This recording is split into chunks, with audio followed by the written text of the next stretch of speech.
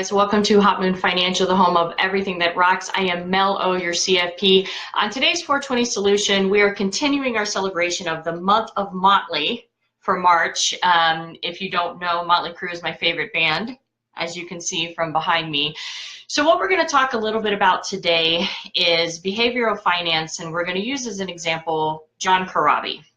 Now, for those of you who maybe aren't Crue heads or don't really know a lot about the history of Motley Crue was always comprised of Vince, Tommy, Nikki, and Mick.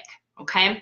Now, after the Dr. Feelgood album around '89, I think is when it came out, it was a huge successful hit, and they toured for about 2 years on it. I saw them twice on that tour, so that's why I'm assuming they toured for about 2 years. And at the end of it, they just hated each other's guts. So depending on what account you read, Vince was fired, the lead singer, or he left the band. So it depends on what perspective. But regardless, what ended up happening was they brought on John Corabi. Now, John Corabi, fantastic musician, fantastic singer, great. He's well known in the hard rock, heavy metal circles, fantastic, just great singer. The problem is that the album he played on, Motley Crue, titled Motley Crue, flopped. Now, it flopped not because Corabi was not up to the task or that Vince Neil, God love him, is that hard to replace as a singer. It was because fans like me, when you think of Motley Crue, you think of Nikki, Mick, Tommy, Vince, those four people. You don't think of Corabi leading that group. And so what ended up happening was that the Motley Crue self-titled album that Corabi sang on flopped. Vince's solo projects that he tried to do were also as unsuccessful as that. And the reason why, again, is because fans just could not accept the fact that Corabi was singing for Motley Crue. And so we can translate that to our behavioral finance. Now, I've done another 420 on behavioral finances before, but what's happening is that behavioral finances continue to rear its ugly head as the volatility is coming back in the market. And that is very dangerous when you are making decisions out of your emotions. It's a very bad thing, especially from a financial perspective.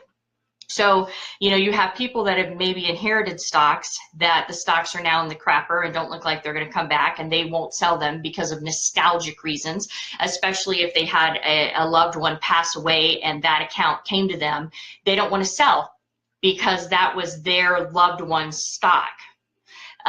Which financially doesn't always make the soundest sense. Or what ends up happening is that there's a stock that's maybe been in the crapper for a long time due to mismanagement or whatever, but all the fundamentals are looking good, and now it looks like it's a time to buy in, but behaviorally they don't want to do it.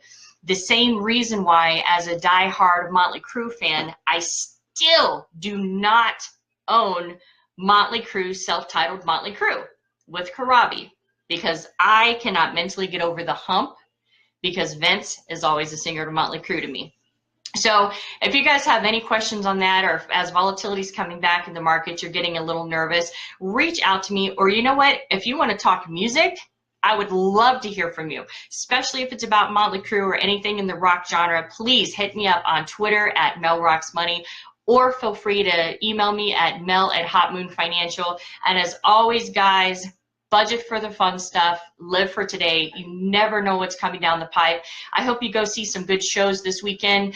Metallica tickets went on sale last Friday. They were sold out like that, gone, completely gone. So unless I can find a way to get my hands on some tickets, Mel will not be attending Metallica in November, but I'm still hopeful. So anyway, you guys have a great weekend, and thank you for watching, and rock on.